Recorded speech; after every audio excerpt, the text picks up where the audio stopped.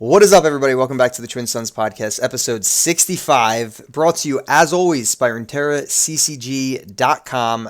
Recently, they just put up a really sweet guide by Asher. It's a Zoe Vi deck. This has been going around being called the Ruben Pile. Ruben Zoo, he climbed pretty high with a variation of this last season. So if you're interested in checking out that deck, it's actually pretty reliable right now, too. It's a really fun deck. Played a little bit of it, and I know Josh has been working on some Zoe Vi as well. You can check that on there, as well as Den is still pumping out a ton, our guest from last week, pumping out a ton of premium articles as well as regular articles, but once a week if you're checking out the premium subscription, it's just $2 a month, so get on in there.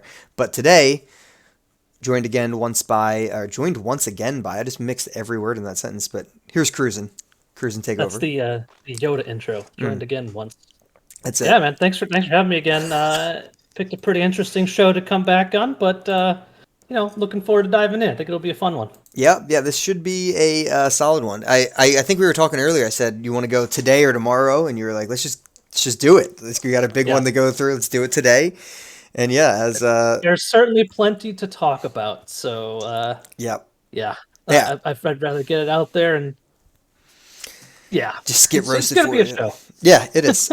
Even as like Thrasnos is saying in chat right now, he's just saying, just get it out there while everyone's emotions are still high. So yeah, that's what we'll do. Right. It was a emotional day. Yeah, we had the hype around this patch was like absolutely massive. So for anyone wondering, we're recording the day of patch. So if you're not here live, you're listening to this in the future. This is June 1st, the day of the patch notes, not the day that the patch comes out. Although parts of the patch came out today. Oh man, yeah, that's a whole nother thing. Yeah, I don't know what's going on there. But we just got the patch notes a couple hours ago. Hot reactions, emotions everywhere. I think the hype, and I don't know, have you seen hype like this in a while? I feel like the hype for a balance patch, this was very high. Not yet. This is, probably the highest I've seen in Runeterra, because, as I'm sure we'll get into more later, like, one of the best things about Runeterra throughout the history of the game has been they've been really good about both frequent and impactful balance changes. And, the meta's been stale for so long. I think a lot of people had pretty high expectations for this patch, which just, makes it hurt all that much more. But not that, we'll get into the specifics of it, but yeah, there was a lot of hype built up around this one. I know a lot of streamers, a lot of players, a lot of just Reddit, everyone that I've talked to about in Runeterra was had high hopes for what they were hoping to get out of this patch to shake up the meta, and needless to say, was not delivered. Yeah, I think pretty much everyone agrees with that statement. So at least we can all come away agreeing with we were not delivered the expectations that we had, and even some people had low expectations, and this still was lower than they thought. So to me, we'll get through all of them. We'll go through all four, but just like going into it, we'll talk a little bit just more about just kind of the attitude going into a balance patch, something like that, and, how we should feel going into it. And like you said, we were used to heavy amounts of changes for the 1 month balance patch. A lot more buffs, right? If there's oppressive stuff, nerfs are good, but, really taking some risks with buffs, stuff that hasn't been touched in a while. And I feel like we haven't really seen stuff like that in a good bit now. So that's my biggest letdown. The nerfs, there's some problems out there still. They did hit Azir Aurelia a little bit. I think the deck is still totally fine, which is a good thing. We didn't want the deck to die. Yeah. But I do think there's other problematic cards that maybe should have got a nerf. My biggest issue is just not enough buffs. Well, did you have like a biggest issue going in? No, I guess so. So to your point, like one of the things I loved most about balance patches in the past was Runeterra, unlike really any other digital CCG I've played, have not been shy about buffing unused cards. Yeah. And I thought that was a really cool thing that separated it from the rest of the pack, and ever since they introduced seasonals, they've kind of stopped taking a lot of those risks, it seems, which on the one hand, I partially understand. You don't want to risk a terrible game-breaking meta right before a big tournament. Yeah. But at the same time, that's a big draw for the game for a lot of people, and it's just an advantage that, a digital CCG has that others don't. So, but in terms of, I guess, specific biggest disappointments, I went in, I wanted to hit Azir Aurelia, even though I play a ton of it. Yeah. But my biggest fear, as is shared by pretty much everyone I've talked to, was that the only thing I feel that was keeping TLC, Lysandra, Trundle control in check was Azir Aurelia. Yeah. And, taking a hit to that and not hitting the watcher or anything like that in any way just feels really bad. Yep. Yeah, So that's definitely up there is as far as like one of my biggest concerns going forward for sure. yeah, I've seen that floating around a little bit, and I think a lot of players are agreeing with that for sure. That is getting scary. I think we should talk for a second just about what you were talking about previously, which is the idea of like, yeah, I mean, they used to take some pretty large risks with buffs and with nerfs in general. I mean, I can think of a lot of underused cards, like the entire Mage Seeker package is a really good example where they changed that how all of the Inciter and the Persuader they all work differently now. Even the one guy yep, who creates a capture, and they actually start to see a little bit of play after yeah, that, and it wasn't busted. Luckily, they could have. That is a risky thing where you change a whole package, but that's like the one or the one buff series that comes to mind that I thought was amazing. Because it was like, all right, well, they really took. I mean, none of those cards saw any amount of play, right, and they reworked all three of them like pretty yeah, drastically, and they were all super which cool and is fun. great. Yeah, and And I mean, we talked about this last time I was on too, and I've seen a lot of talk about this just around the patch in general. But again, like we have to remember that the vast majority of people who play this game are not as hardcore as you, I, probably any of our listeners yeah, are, yeah, right? It's mostly casual people playing games on their phone. And, exactly. while I understand wanting to be more careful with things like seasonals and world championships coming down the pike, you want to keep people engaged too, and the casual player enjoys that variety, right? Enjoys a fresh meta. And in other games, using Hearthstone as an example, that was always more dangerous because if you heavily nerf and or heavily buff cards frequently in a game that's so expensive to keep up with, Yeah, you run the risk of running people out because it's just too expensive to keep up. But Runeterra's system is so generous. I yep. feel like they have a lot more leeway to do stuff like that and not really punish people for crafting decks. Yeah, I totally agree. I think it's really a weird balance. It's because I've heard the side that and even Riot has said multiple times that they are, afraid that too many changes too quick can cause new players to lose a little bit of interest. Because say they don't log on for a month and they come back and it's all Yep. new, it's Hmm. scary. Like we're saying, changing a couple underplayed cards shouldn't be like that. And even like Runes is saying in chat too, he's saying he misses the patches that were where they changed a lot of epics like Jay Murdata and things like that. Like those were nice Yeah. changes because it was subtle, but now all of a sudden you can make a Jay Murdata deck and it would be kind of Right. interesting. And that when you come back to that, it's not going to shake everything to the core. It's going to be okay. Now I could try to build around one or two cards. Right.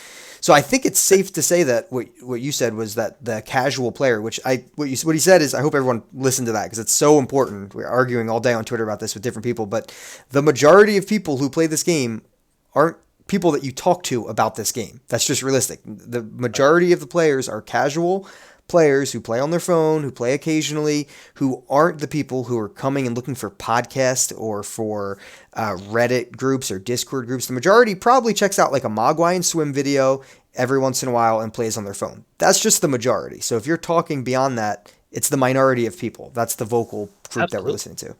Like even amongst my group of friends, it's me and a couple people who play a lot, and then most of my friends are like iron and bronze and just play a casual game and route every once Right. in a while. And but to talking about what Room was saying in chat about the epic buff to Jay, like I feel like in general, I liked seeing changes to. I feel like epic cards in Runeterra in general are very underwhelming a lot of the time Yeah. because a lot of the times they're like for some sort of, I don't know, fringe archetype that they don't want to take too much of a risk on, and I liked seeing them take some chances Yeah. on making those cards more interesting. And excuse me. And when we're talking about the risk of the casual player being overwhelmed when they come back to a bunch of changes. Now, again, obviously, I'm not a casual player, but I took 4 or 5 months off at one point, Yeah. came back after a bunch of big changes, and I didn't really feel like the adjustment was all that big. There were a couple cards where I was like, "Oh wow, that didn't do that last time I played," but it didn't break the game or ruin my experience or anything like that. If anything, I was like, "Oh, I hadn't thought about that card in a while. Right. It'd be fun to go explore it, right?" And I feel like that's more appealing to the casual player because again, I feel a real punishment in other games is that you see these changes and you can't take advantage of them because it's too expensive to make those cards. You Right. don't have that problem in Runeterra. Yep. So I think it's a positive for casual players that if they're not trying to play the best decks and make masters and all that kind of stuff, it's much more fun to just come back like, hey, there's a bunch of new stuff I can play around with. Yep. And it's a super weird balance. Like I really think this discussion is super important and interesting, but it's a really weird balance of, okay, so you want to stop doing as many buffs and stop doing as many nerfs and just in general stop doing as many changes because you want something a little bit more, in quotes, stable for the seasonals, for the worlds, and even I haven't really seen anyone talk about this today, but like EU Masters is going on over this next couple weeks, so they do want to. That's a pretty big pull in, right? I mean, they have big names in that. It was a really hard competition to actually be a part of. So it's going to pull in some decent numbers, just as much, if not, maybe a little bit less as seasonals and things like that. But so they want all that to be a stable environment. But like you said, the people who are even competing in that and competing in seasonals aren't happy that there's this few of changes. Absolutely. So speaking of which, small side note, but Riot, if you're listening, do one of those for the America's server, please. Just yes, do that for super cool idea. I love it. It's super fun to watch too. Yeah, absolutely. Yeah, it's always fun to watch regional competitions like that. Yeah. But it's right. So like the idea in my mind was that they're being more careful because of the big tournaments. Right. But the players who play in these big tournaments are bored and frustrated with the meta, just like everybody else is. Yeah. And so, you're not really risking, I feel, that much. You're risking having, making too big of a change, right? And having a terrible meta. Right. But if no one's happy with the meta right now, why not take that risk? And I'd rather take the risk and have something, be overtuned than just stay where we are, where everybody's already unhappy, Right. Exactly. But, I try to, I don't want to be all negative because a couple things. One, I do have faith that Riot, is putting forward their best effort. I have no doubt whatsoever they have the best game in mind. Every interaction I've had with a Riot employee or seen from a communication from a Riot employee has made it clear to me, they love this game just as much as we do, and they want it to succeed, and they have a lot of cool ideas. I get all that. And I think I've mentioned last time I was on that I'm on a committee for continuing for the other CCG called Star Wars Destiny, and I'm not a designer on that committee myself, but I oversee a big part of that process, and so I get, it's hard. It's not a direct comparison. Obviously, our little player committee is not Riot. Yes, but I get some insight into what the play testing, the design process, all that looks like, and I get it. It is a huge undertaking. Yeah, there are so many things to consider. One tweak to one card has so many more impacts, and you're never going to get everything right. But I feel like Riot has the resources and the ability to take more risks than other CCGs. And among other things, that was what I always loved about this game. Yeah. And it's just hasn't had that in a while. It's sad to see. I think that's what everyone is kind of rallying behind right now, is just the feeling of not being listened to a degree, and just the feeling of like, okay, like, we're saying this, and like I just said, like even if it was an issue where they tried a ton of changes and all of a sudden like a seasonal was like a shit show, right? Like they just tried a ton of changes and the seasonal meta was all over the place and it was crazy and competitive players were complaining. I would understand holding back on changes. We haven't had that yet. So I don't find a huge reason to do that, to hold back so hard on changes. Because, again, this patch, and we haven't even talked about the changes, which we will. It's more the implications of this patch are... You kind of just jumped right in. Yeah, it's just this patch is the implications of what's going on here. I'm not even worried about just the next 2 weeks, 4 weeks, whatever. It's just this is like now a change in the step of how the game is being designed a little bit, and it's starting to show. And is it right? Is it not? Do we want to talk about it? Should we, what should we say about it? How should we give our criticism back? And it's something that's just more important than even what actually changed, I think, is just what's actually going on. So that's why I think it's been a good discussion around that, at least. The fact that there were only 4 changes, regardless of what the specific changes, is the bigger implication of the problem. Because, like, what would... if you asked virtually any player right now, what would you rather have? About big balance change that screwed something up huge. We had this crazy seasonal meta, or would you rather watch mirror matches of the Watcher for 4 hours? No one wants to see that. And I've heard a lot of streamers complain about it, and while it's popular and not the most popular, I feel like that deck alone is one of the worst things in the game for the game right now. It just goes against everything that makes Runeterra great. It's not interactive. Absolutely. It just stomps other control decks because it wins, long before them. And I was just really honestly shocked that they didn't touch it in some way.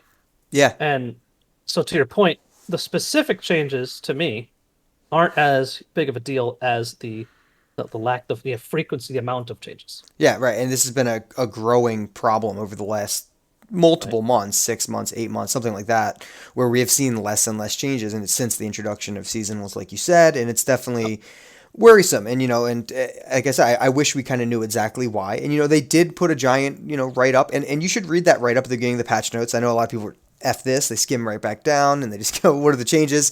And Yeah. you probably missed that, but it's a good write up of how they do it. They have a lot more Yeah. data than we do. They look at the casual players as well that aren't talking to anybody, right? They look at stats from the entire spectra to try to make changes and do things. And yeah, I mean, and they do say the meme, the copy pasta today is that everyone loves the blade dance mechanics or whatever. Listen, there are people who actually do enjoy it. I mean, we got one right I'm here. one of them. I Yes. genuinely do. Yeah. It's fun. It's like Yeah. being a summoner. It's Yep. it is a fun mechanic. So Fun stuff. there are people like that. So yeah, as far as we'll jump in here, but as far as going into patch notes, expectations are we want to, I had said this before. Don't hold them to like such a high standard where they're going to fall short. But I feel like everyone did an okay job of saying like, all right, we had a lot of hype for it. But like people were saying, like lately balance patches haven't been that good. There was a lot of that out there, and then the expectations kind of led to falling pretty flat. But what needs to happen is give the feedback constructively. So listen, like Yes. you just said, you want to try to be positive. Uh, I get flamed on Twitter constantly for being overly positive. Constantly, like they think because I've interviewed a bunch of devs that Just rage like the rest of us, man. I mean, I put out probably 10 negative tweets. Like I had like my pitchfork ready. I was like, man, this is garbage. This patch sucks. Like I was pretty Yeah. like upset about the whole thing. And like I said, like one thing, I'm like, listen, like, not everybody needs to tell the devs to get fired. Not everybody can do this Yeah. job as well as they can. And listen, like Cruzen said, he has a little bit of behind the scenes experience with playtesting, with game designing, just a little bit. I'm in the same boat. I've playtested for 4 or 5 games. I've got some credits in miniatures games for playtesting. So I've done all of it. It's crazy how much goes into it, like you said. I mean, Yeah. very small changes can have huge impacts. So just because all of Reddit said this change, if you go by what Reddit says, the whole game would be different. So it's like mainly one positive thing to take away from it is like, okay, they are listening, because as soon as the patch went live, Runeterra, I think it was Runeterra, he was saying he's pretty upset with the patch, and he tagged Dave Tron, the intermittent the interim game director. Yeah, he said, all right, well, why are you upset? Explain it. That is an open invitation to say why you are upset. Give the feedback directly there. Yes. Posting under the official account saying fire all the devs is a form of bad criticism to give back. Yeah. I mean, Is it's not going to get you the changes you want for one thing, and Right. it's just, frankly, it's disrespectful to the people who put so that regardless of how you feel about what they do, these people pour their heart and soul into Yeah. this game, and I guess, and don't get me wrong, like I'm upset about the patch notes too, right? Like Oh, it sucks. Yeah, I'm obviously It's bad. not trying to defend right here. Like they dropped the ball on this one, but I think the thing that I'm still holding out hope for is that, again, all the communication I've seen from devs leads me to believe that while it's recently seemed like they're listening but not acting on it, if Yeah. that makes sense. Yeah. I feel like what I'm holding out hope for is that with the seasonal change, they were trying to be more careful, and I'm hoping that after this, seeing all the feedback from the community, they'll realize that, okay, we tried playing it safe for seasonals. Clearly, that's not working. One of the main draws people had in this game was balance, and they'll hopefully start shifting back toward Right.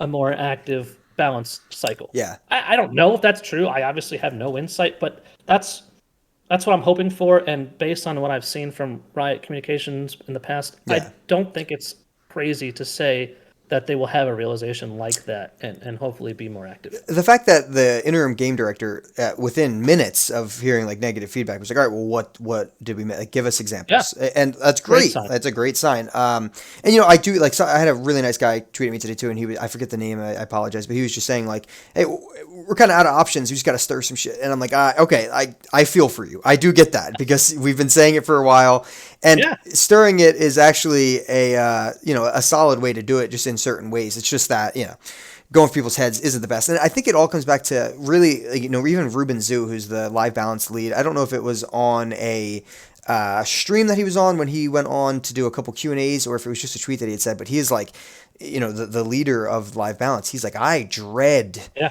I dread patch days. Like Oh yeah. I hate getting hearing about the patch come out. So I understand that 100%, where he is very nervous to see the reaction, but it's got to be better. I mean, people grew on this game with vast changes coming in and out all the time, and that's just what people want, and I get it, and that's not what we have right now at all. So I think, like you said, the feedback will definitely be listened to, and I mean, it was a great outcrying, I think, today. I think a lot of people were right away jump on it, and they're like, hey, and just like we had here, we had great examples in chat already, and like we talked about the mage seekers. Like we were like, hey, remember when you changed this and you changed this, and then I saw pictures of a patch 1.4, and you couldn't even fit all the changes in like a huge Photoshop graphic. I'm like, yes, like let's. I'm with you guys. I want to get back to that days. for sure. Those were the good old days for sure. Yeah, so I'm with you. I just think there's always a better way to do things than just instantly go for people's throats. You can call me a riot simp. I'm not even allowed to say that word on Twitch, right? Whatever. I'm not. I don't care. I can. None of the people who we've had on our cast listen to our cast daily. Yes, yeah, sympathizer. That's what I meant. Yeah. I'm not. We haven't been like overly nice to Riot to get people to come on our cast. Like we've gotten accused for that. Like, oh yeah, you have a card back and you get the cast because you're nice to them. Like, no, we say mean. No. I mean, we are vicious at times. I get the feeling that they're open to constructive criticism. We're not going to come on here and just bash them and tell them they're terrible, because I don't believe that they screwed up here, and I don't I don't see why they wouldn't realize it and still be open to like coming on the show and talking about it. Yeah, but it'll be interesting to see how they react to it, and like what I would like to see though is. I know we saw the response from asking for more specifics as to what we would like to see, like you mentioned on Twitter. But I would like to see a little bit. I mean, they've been good with open communication in the past, so a post just explaining kind of why they made the shift to these smaller balance changes and if they intend on keeping that, like what their philosophy is behind that. Because I'd just be curious to see if. Now, I don't expect it soon. Because like everything in these processes, they probably have to have a big internal discussion for stuff like that. But I'd just be interested to see what their internal discussions are like around this feedback. I feel like that's something that we haven't seen a whole lot of from that team for sure. We've seen a little bit about like, this is kind of what goes into thinking about it. It's really hard, but it's always kind of corporate-y talk. It's not like exact. Yeah, to some extent, I understand that too, right? It has to happen a little bit, yeah. And have some PR in there, but yeah, for sure. Should we talk about like the specific changes? I guess we could talk about the changes. Yeah. All right. You want to start with the buffs? I guess buffs are a slightly more happy topic here. Oh, you want to start with Aurelia? Cool. Yeah. The bug fix buff. We're gonna get to all of it, and then we'll talk about what we wanted more of as well. So we'll skip. I'm gonna swing on over, so you won't see our faces for a second. But the Talia buff here, I did call this one last week. I don't know why. I don't think it's the right buff or anything. I was just like, I think they're just going to give her +1/+1 to start, kind of like the Shen treatment, right? Right. I mean, what do you think about it? I do think it's a solid stat buff. I think it's fine. I do think it was needed because she was too squishy. Yeah, she was for her cost. But I don't think that the body of Talia was the problem with her either. No. I think she's hard to level up, and when she levels up, her payoff is good, but not great. Yeah. Especially unless you're comboing it with something like Overwhelm or whatever. Like there are some things you can do with it, but I honestly don't really have a real answer outside of, I don't want a complete rework, but maybe her level up doesn't require a landmark being on the board or something like that, because it's really hard. Like you shouldn't have to work hard to get the payoff from a level up that's already that difficult to pull off in the first place. Like 5 landmarks is a lot. It is. You have to dedicate a lot of your deck to landmark spaces to pull it off, and it's just hard to justify. And the +1/+1 will help keep her alive longer, protects you against things like Black Spear, but I just don't think it's enough to really make her viable. It'll be fun to play around with her. I could be wrong, but I guess happy to see a buff. Not sure if it's going to be all that impactful. Yeah. Yeah, I think I'd echo the same pretty much there. I'm happy to see a buff. I think it's slightly more impactful than most think. I think I saw a good bit of negativity around the buff. I don't think it's super impactful, but 3 attack, it allows you to block fearsome units. It allows you to trade a little bit more efficiently. Not that that's the most ideal situation you want to have for Talia, Sure. but realistically, if you're playing a landmark deck, you might have to put her out there at some point because, like you said, Right. the most of the problem with Talia is the tempo. It's not the actual body she has. And I actually saw a really good change I forget who did it. I need to write these things down so I can give proper credit, but someone had said change the portion of her leveled up ability to be more like of a behold. Like if you behold a landmark, you then get to do the pings instead Yep. of because Okay. realistically, like when you don't have a landmark out on the board and you attack with her, it's like, man, she doesn't even feel like a leveled up. Like I put all this effort to level her up in. Yep. God forbid I don't have a landmark right now, which occasionally can happen, or you just don't have enough mana Yeah. to be able to put one out, and you only get a 2 damage ping to the blocker. It's like, oh my gosh, this is brutal. Right. Yep. So For sure. if you just have a Like the landmark whole out or in your thing, hand, exactly. And like the yeah, way landmarks work in general is that they eventually go away, yeah, right, which so you have to constantly have one up to take advantage of her ability. And I don't know, it feels sometimes she could have huge swings if you copy, I don't know, a frozen thrall that's about to go off or yeah, the rock bear. There are things that can have a big impact, yeah, but it's really hard to pull off. It's very inconsistent, and when you don't, she's like when you just drop her on 5 without does a, nothing. Yeah. a thing on the board, it feels really bad. Yeah, she has a big enough deck building requirement already and level up requirement where I feel like honestly, even if she just always did the 3 on attack, I don't even think that's that big of a deal. Yeah, Like, yeah, yep. why does she I have that? agree. Because there's times where it's like your landmark just count down and you want to open attack, but you can't. You have to play a landmark first to be able to get anything Right. going. And you could do it at burst speed with like Roiling Sands or whatever, or Unrivaled Earth, whatever it's Sure. called. But like, yeah, you don't even. There's already enough conditions that you had to meet to even Right. get her to that point, and she's still underpowered. And this is kind of the frustrating part where when we were talking about what to buff, there's multiple champions like that, right? I mean, there's multiple champions who are in this Yes, weird spot. there are. Yeah, like we were saying, wanting more buffs in general. There are Yeah, so many things they could have hit to make them better, just to shake up the meta a little bit. yeah. Victor, super fun champion, sees virtually no play. Zillion just Zillion, came out. Yep. right? Like you think you're trying to push the new champions that just came Right. out. You know, Zillion is just bad right now. He's super fun, don't get me wrong, Yep. but he's not very good. Like he definitely needs a buff of some sort, and I'm surprised to not see him get some sort of change. But Yeah, and that'll kind of go into. I'll talk about Zillion in a little bit. I think I had like a weird epiphany, a little bit of like what's going on with balance and what's kind of not like what's wrong, but just kind of I think mid range decks in general are just being held back completely right now, and that could be why sure. Victor and it's either like you're playing like super aggro, or you have to go into and even like Thresh Nash is pretty much an aggro deck just with an insane top end finisher, right? You just Sure. atrocity and finish, and then if you do want to play a control deck, I mean, there's nothing really better than TLC right now, and that completely holds off mid range decks. I mean, the Yeah. Watcher just drops and you get obliterated. Trundle holds off mid range pretty well, and that kind of is happening on turn 8 or 9 way too consistently now with Yeah. TLC. And then if you're playing a mid range deck that can sustain the Zero Relia rush, that's great. It's just sometimes you're going to get high rolled and you definitely can't sustain it, and other times, if you're playing anything else mid range, and that's why like the only really mid range deck that was surviving consistent win rate wise right now was Dragons because they could handle Zero Relia pretty well. And it's like, yeah, I mean, if we give some other tier 2 decks a little bit of a boost, we can actually get a decent amount of Right. mid range decks to be viable. But I think that would have to have included some type of Watcher nerf, just something small, like you were saying. Absolutely. Just anything to Yeah, make more things viable than like even the last patch they hit Thresh Nasus twice and it's still one of the best decks in the meta. 100%. Yep. It's just there just aren't enough changes to really shake up the meta, and I feel like we're gonna see a lot of the same for the next couple of weeks too. So Yep. yeah, Unless this second buff, whoops, hit the wrong thing. Unless the second buff here of Malphite going Chip, from, save us. yes, he's coming. Malphite, you used to need 12 mana to summon landmarks. Now you only need 10 plus. That's the Malphite change here.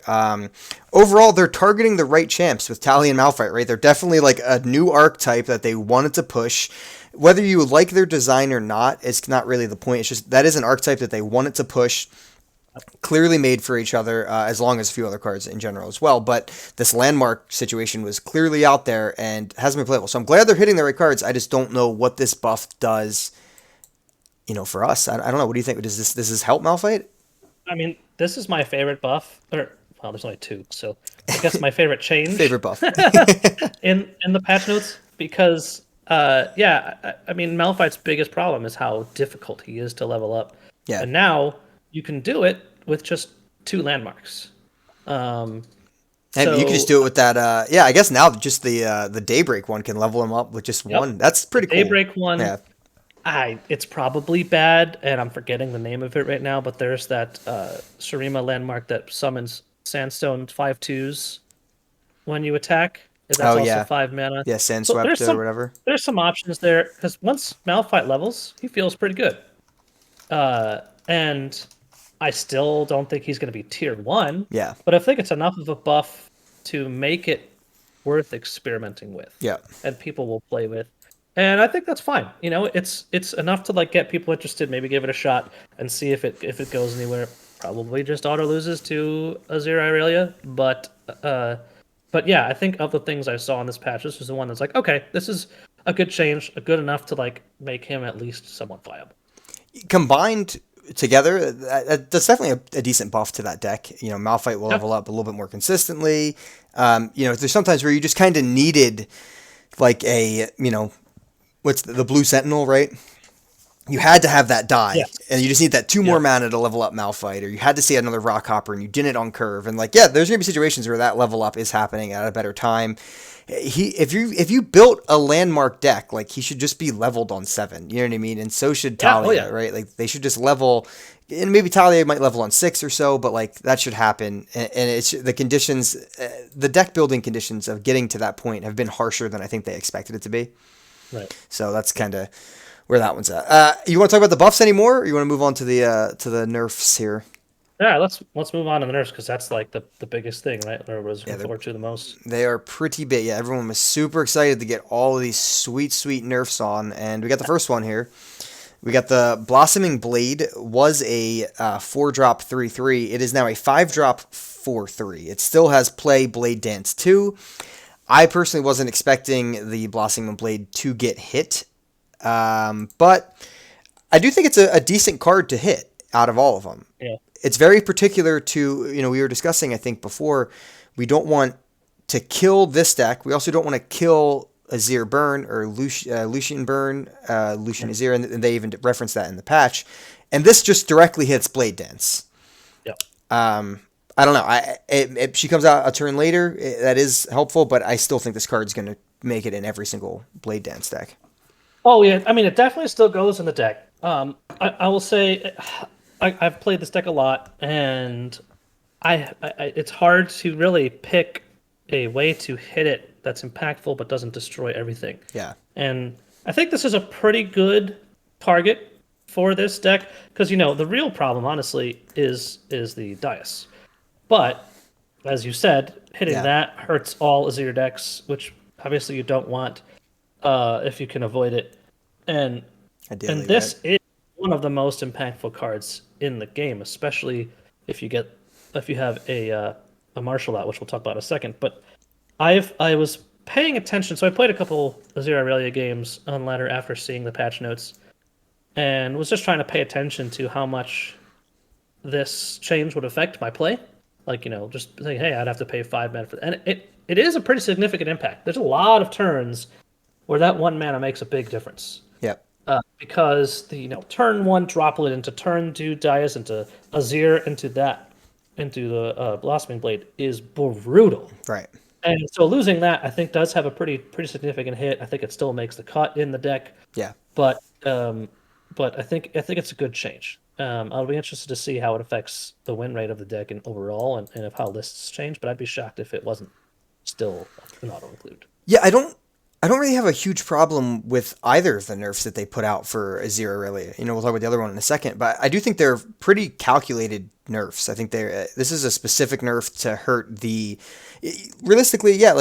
Are you taking that much damage by turn 3 against Azir Irelia? not like you could take a decent amount, but realistically, like 4, 5, 6 is like when you are just getting overran by insane value, right? Like you're getting flawless duetted with Aurelia. If you have a zero out, Azir's making extra sand soldiers. Your turn two most likely and should be a Deus, and it's just helping ramp the future turns and getting extra attacks. So I was kind of when I first saw them, I'm like, maybe they didn't really slow down the beginning push that much. But if you really think about the deck, it's more of like a building, cascading, like mega push turn 4, 5, and 6.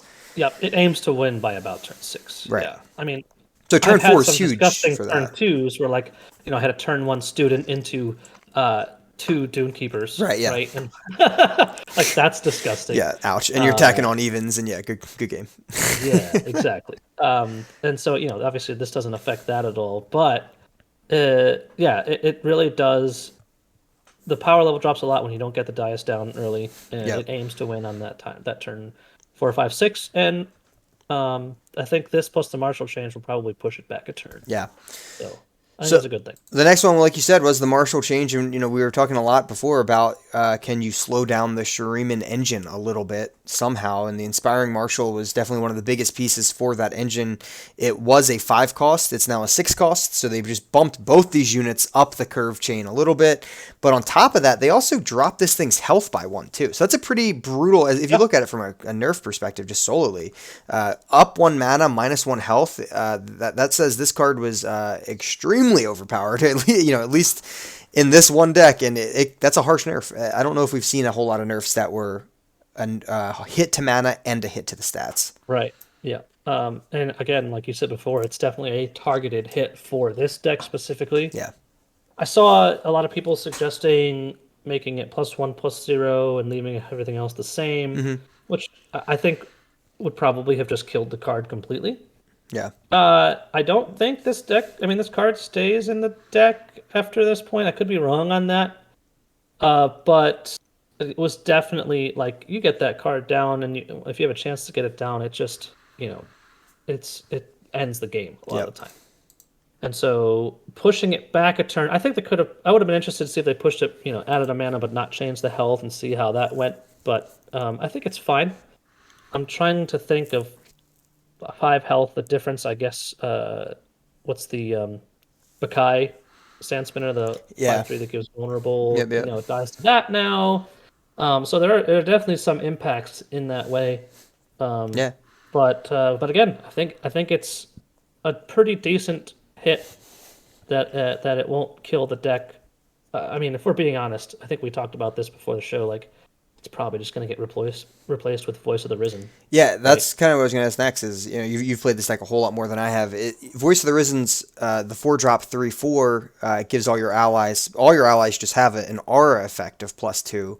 So it even gives the stuff that isn't just summon that turn a +2, which is pretty big for a little bit for the Sparring Student, but really big for like your elusive units, right? Your Droplet and your Greenblade Duo. So that's a really good thing. Just has the back end of, okay, now it does require you to have leveled the champion, and your champions do level while in deck, but they don't technically level up for her condition until you play them.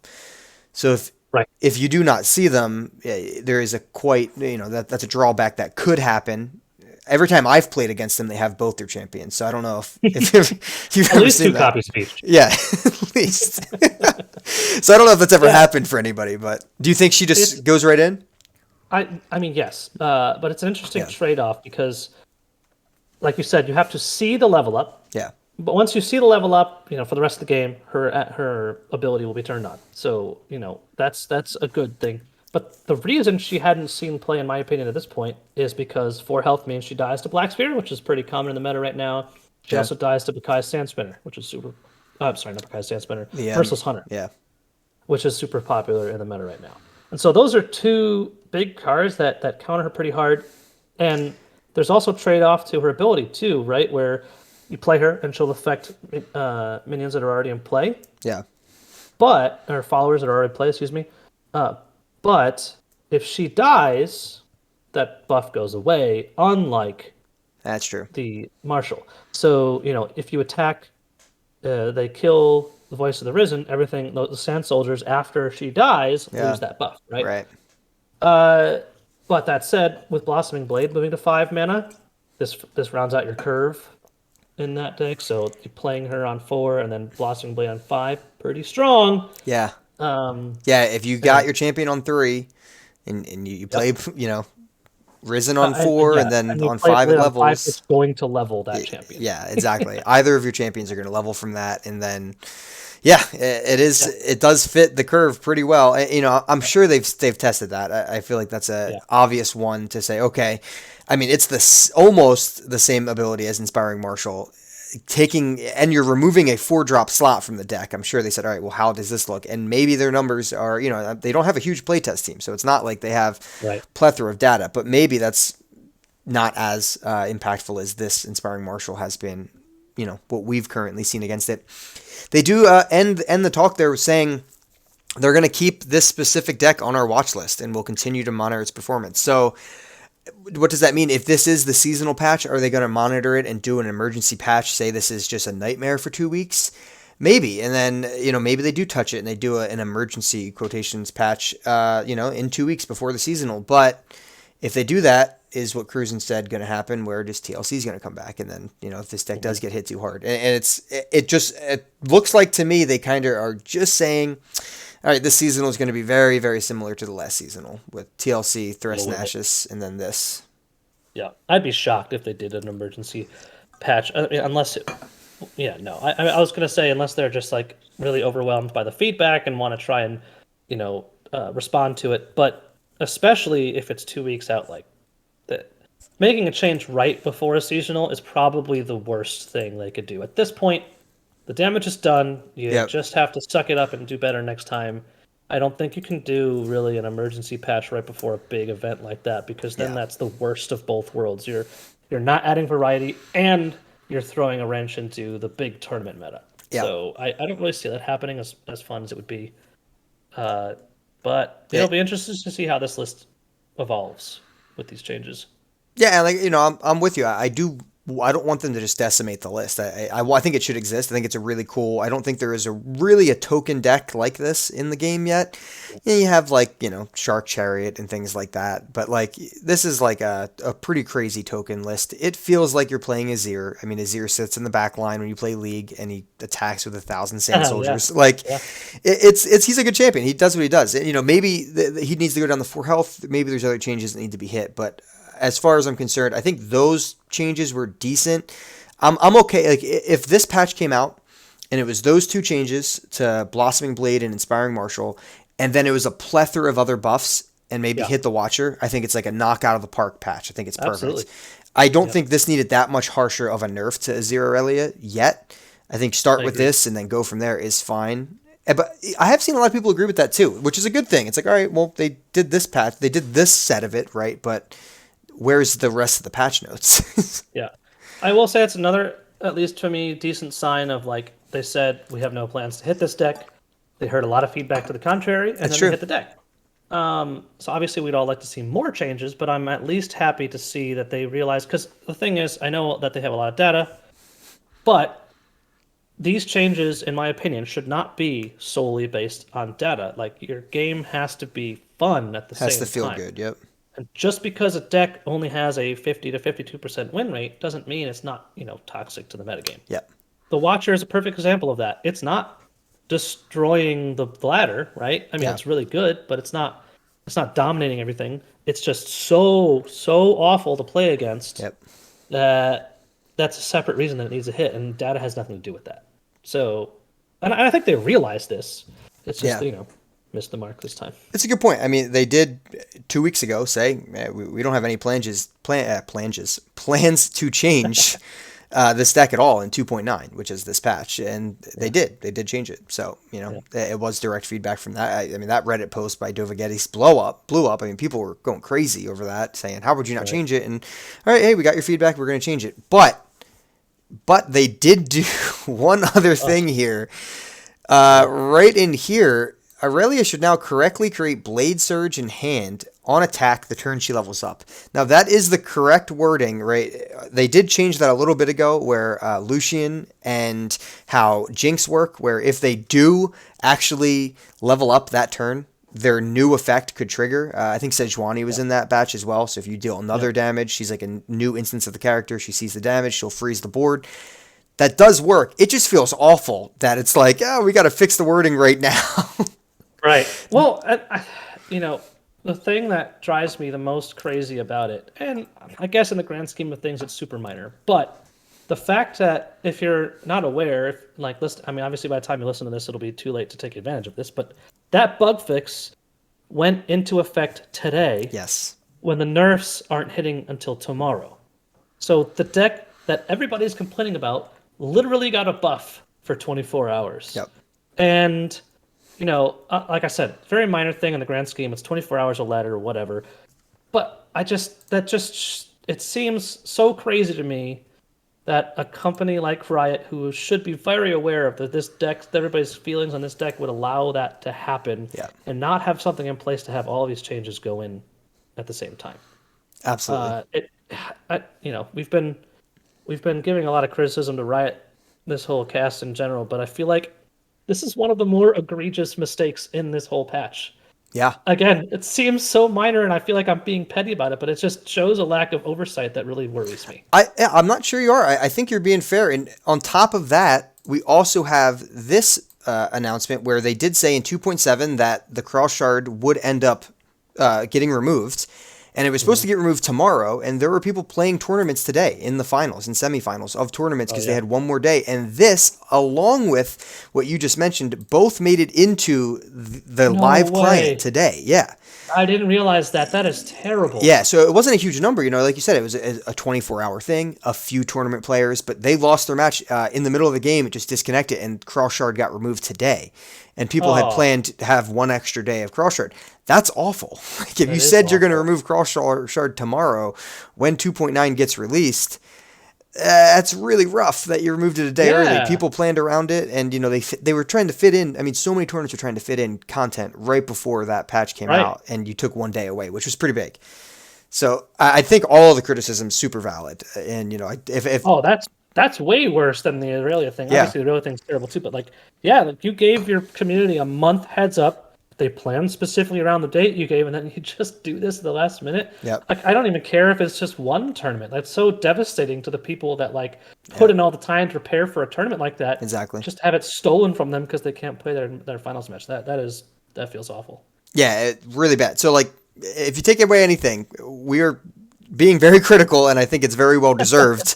I mean, there's a lot that went wrong this patch, and the game director is not here right now. He's on paternity leave, so there is outside circumstances that could be affecting these things as well. And the devs are humans, and that's I always go back to that, and then I get called too sympathetic or whatever. But there are real things going on as well, and there are real people who are doing these things. But this patch across the board, like you just said, I mean, it is not good. It is a bad look.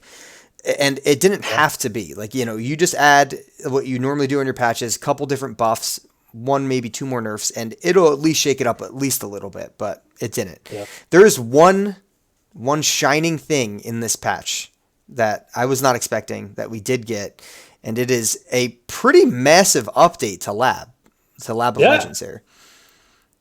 This is pretty sweet. It's 5 new champs. If you win with all of them, you get a free Malphite card back, which is pretty sweet. On top of that, which I'm even more excited about the 5 new champs, is 18 new powers, which is pretty huge because that's, when you add new powers to a roguelike game like this, you add so much replayability. It's crazy. On top of that, Talia has a whole new deck. Their deck's been updated, so maybe she doesn't suck, which is great. And also, I like how they phrase it. Talia rocks now. Hopefully, so they're not sure still. I mean, she did get +1/+1, and she has a new deck. And you get unlimited rerolls on your first power as well. So. Oh, I didn't realize that. Yeah, that's cool. I don't even know that's in. Sean Main, the guy who was running this, I think he tweeted that. I'm not sure if it was in this patch notes. So I'm not reading it as I'm doing this, but yeah, he said. You get rerolls because a lot of people would just quit their first. I think he said unlimited rerolls, or it might just be a couple rerolls. A lot of people would just quit their run right away just to get the power they want, which I get, especially when you're going for legendary and hard. Oh, absolutely, you need it. Yeah, you definitely need it. And you know what? I'm glad that this is in here because people are going to need something to do when they don't want to play ladder for the rest of the month. You are not wrong. I was talking earlier, I try to hit Masters every season, and I'm sitting at Diamond 2 right now, and like I just want to play labs for the next 2 weeks. I Yeah, don't really want to play ladder because like this patch just doesn't do it for me. yeah. And like I hate that is a feeling I'm having right now because I really want to make that push, but man, it's just so hard to be motivated to do that right now. Yep. But sorry, so Excuse me. we've talked enough about that. I'm excited for the labs changes. There's a lot of cool stuff there, Yeah. and labs is a very fun game mode. I think one of the biggest things that you can do feedback wise is if you are upset with how this is panning out, how the meta is just don't play ranked. Like that will show up in their numbers that wow, look how many less people played ranked. Like, and I think that's already going to show up. I think a lot of people are taking breaks right now. I think it's extremely healthy to take breaks from a game, for sure. I've been playing, like you said, mostly labs and a little bit of just, I'm going to mess around with a deck or two and play a couple games before I rage quit. But play Lab of Legends. Like, I mean, people are clearly playing this mode because they have added a lot to it. And I wrote a whole article just about how I think it's a huge portion of the future of the game. I think it's an incredible mode that does so much for the game. Yeah, I don't play ranked. Play this; it'll show up in their number sheets, and they'll notice. You know what I mean? If it's a stale meta, it'll show up. And that's why it's also so frustrating for me, like because they clearly are still okay with taking risks in this way, like introducing new game modes, trying new things, and obviously labs are the place to do that, which makes a ton of sense. But you just wish that same mentality was extended to normal ranks. I think. Yeah, because I it think was that before. They had a really, yeah. Yeah. And I just hope they go back to those roots. But I think the number one takeaway I would say if you're listening to this and you're also upset with these patch notes is it's okay to be upset. It's okay to be disappointed. I encourage providing Riot feedback. Just be constructive about it. Yeah. Reddit, Twitter, everything can be, a little bit vicious and get out of control. Like, no one needs to be calling for firing people. You can. Yeah. It's such a difficult job to get right. They're going to make mistakes, and that's okay as long as we give the feedback, they listen to the feedback, and they hopefully improve on it next time. Yeah. And that's the way that you're gonna improve the game. And so I'm gonna keep doing that. Hold out faith that they're gonna do the right thing, and we'll see where it goes. Yeah, that's where I'm at too. I get the people who are saying, hey, we've done that. We've given feedback. It hasn't been heard. We're frustrated. I get that for sure. Yeah. The people I don't get are like, well, they get paid to do their job. It's like, dude, I mess up at my job all the time. Like, it's not like you get paid. You have to be perfect now. It makes no sense. Yeah. So that especially in something with so many unpredictable variables. Right, exactly. With an audience at all times, right? You have thousands of players playing your game, and they immediately get your work. I do want to talk about the one thing that Josh just threw in chat. If you have a second, though, I think it's a good way to close on it. Yeah, it's really good. So Josh couldn't make the episode tonight, but he did say that the meta and patch mix has been kind of not great. Like I said, we were talking about 6 to 8 months or so, and he says it goes back to when Targon had its second expansion, and he's thinking that there's a link, and I totally agree with it, a link that between this broken up cycle of a release, which I've been criticizing from the beginning of podcasting. Mm-hmm. I mean, as soon as that got announced, I was like, I hate this. And then I ended up liking it a little bit more than I thought, but still disliking it. An expansion release and then the two mini expansions? Exactly. I really dislike the two mini expansions. I think they're just way too small. I think all four, we've had 3 now, I believe. I think all 3 have been way too tiny of changes to the game, and most of the champions end up getting buffed after the fact. Victor, Riven, I mean, I'd have to go back and look more, but I don't really like this. But again, we've talked about this plenty of times as well. This set wasn't designed. Halfway through the design of the set, they said, hey, you have to break it up into 3 things. So we haven't seen what that looks like, but is this split up expansion causing a misconnect with how the balance is going out? Josh thinks so. I agree. What do you think? It's really interesting because when they first announced that design philosophy, I was super excited about it because my biggest complaint in other CCGs was the meta gets really stale. Yeah. Because you get an expansion every 6 months.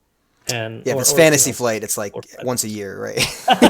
Yeah, but even Hearthstone, you got I think 3 a year. So 4 months is a long time for the same meta. But I do think it's introduced challenges in a number of ways. One, it's really hard to design a set that each expansion is going to be impactful enough to change the meta. Yep. It's hard to, and I think more importantly, and another reason they're probably cautious about changes is I think that they're afraid of making changes to cards from like the first part of the set because we're not seeing the full impact that the other two sets will have, That's and a they're afraid of great breaking point. things down the line. Yeah. And so, when you design something to kind of go together as a cohesive unit like that, you need to see it all at once before you can really make these assumptions or these decisions. Yeah. So, yeah, like I said, I loved it at first because thought it would just shake up the meta much more often, and that clearly has not been the case. Yeah. So I would love to just go back to. I think they already said that they're ditching the 3-part expansion thing in the future. Is that right? Yeah. Well, they said that. Yeah, I don't know if they fully said how the content release schedule is going to look. They did say that these two sets, specifically the Targon release, was not planned at all for 3 separate iterations. Right. So it wasn't planned to be split up into 3, even a little bit. And then when we just had G Major on previously, this set was designed, it was halfway done pretty much when they said, hey, we have to split it up into 3. So they had to add some cards and do some things like that. So again, not from the roots of, hey, this is how we're going to design it. Yeah. So. The interesting thing is that probably means the next couple sets were designed with that in mind. Right. Because if most people listening might not know, they usually plan, most card games usually plan sets 2, sometimes 3 sets in advance. Yeah. So, well, this one probably wasn't planned with that in mind. The next 2, I would almost guarantee are. Right, which and could so be a good thing. we haven't really seen releases with both this methodology and it being planned for that methodology in mind. So I don't know what they're going to do with it, but I think based on what I've seen so far, unless they found some way to do it right with this next big expansion, I think it would be better to just go back to one big expansion, everything at once, but then go back to the impactful balance changes with lots of buffs and nerfs once a month or something, just to keep things interesting. That would be probably the ideal solution for me, enough to keep the game fresh, without hampering yourself as a designer, not knowing how to balance things when your whole set isn't out.